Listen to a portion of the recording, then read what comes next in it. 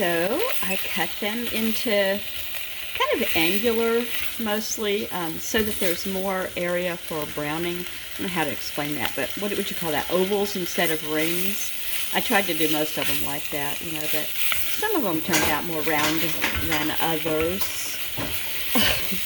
I thought I had the kitchen to myself, but I hear the troops behind me. That's okay.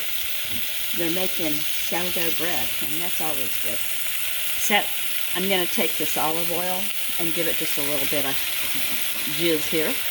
There we go. And I have my onions across the way here. And they are already sliced. So I'm going to wait until there's char on these sausages and turn it down just a tiny bit. Then I'll break these up and I'll put them in next. Oh, it's a balmy 34 degrees here. Hey, it beats 15 degrees, so we'll take it. I bet there's a lot of you that are even colder still right now, because I think this thing went from, well, like from the west coast across to the east coast. All right, it's got a bunch of dark on it, and now I need to deglaze a little bit. I'm hoping these onions will do that for me. I've already got them ready to go. There's handfuls. Whoops. Let's see. How many of you have the day off today? I mean, if you don't usually have the day off, if you're not, you know, retired or a stay-at-home mom or someone who works from home. My, three of my kids have the day off because three of them work for the government. Let's put it that way. So, gonna see if the onions release enough liquid for me to deglaze, and if they don't, I might use a little bit of broth in here to do that. And maybe I'll wait until after the peppers go in, because the peppers go next after I get the onions going a little bit. We'll see how this unfolds. I think that the moisture, the ice crystals that are on these peppers, you know, they were in the freezer a while, are going to be fine for deglazing once that melts off.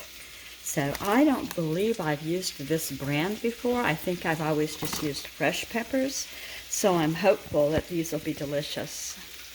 The onions are cooking down. They have quite a bit of time to go. Quite a bit. I'm going to give them 5 more minutes. I turned the heat down. My onions have softened, and I was going to add the peppers by hand, but they're very cold and very wet, and so I'm going to get a spoon. Let me show you what's going on over here. So this morning, one of the kids took some sourdough starter and, you know, just, I don't know, a half a cup. I don't remember what it said to use. He's using the recipe. So here's the ball, and it's under a damp tea towel. And I'm just hoping that this works for them, because it's a big deal, you know. If it turns out, it's wonderful. And I personally have had luck with it. I get my starter going, it's beautifully bubbly and everything, but my bread is just not so great. And I think it's because after watching, it feels like billions of videos, I didn't do enough of that slap fold thing where you slap it around and fold it around and whip it into shape and show it who's his mama. But anyway, I got to put this back in the refrigerator. I think next is going to be cinnamon rolls, which, you know, I'm just all kinds of excited about that one. So, back to what I was doing. That's about done. Peppers, onions, and beef kielbasa. And I'm going to do that yellow rice next. I've got the rice open. I used 2 packages, so I doubled the ingredients. Each pack wants you to put 1 2/3 cup water and a tablespoon of olive oil or butter. Because butter is so expensive, I chose olive oil.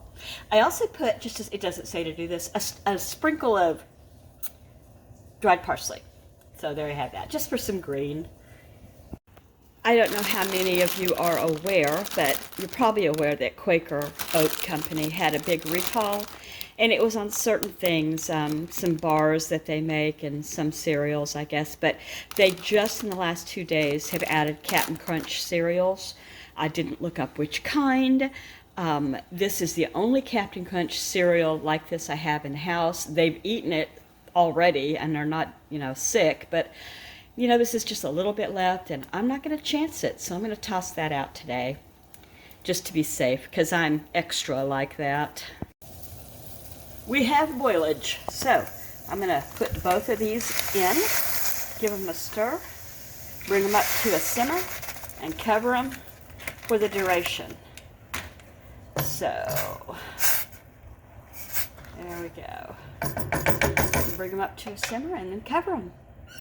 We have a birthday here tomorrow, and I am not going to make a cake. I almost never do make cakes, but for birthdays, this birthday person has suggested that they would like an ice cream cake, and so that's been ordered and done. Oh, we have a little bit of a simmer here, so I'm going to cover it. And there it is. I like it, and you might too. So if you haven't ever tried this, it's a cheap, easy, fast dinner. And that's my story. I hope if you liked what you saw what you liked, consider subscribing. I'd love to meet you. Make a comment, give a thumbs up. Bye.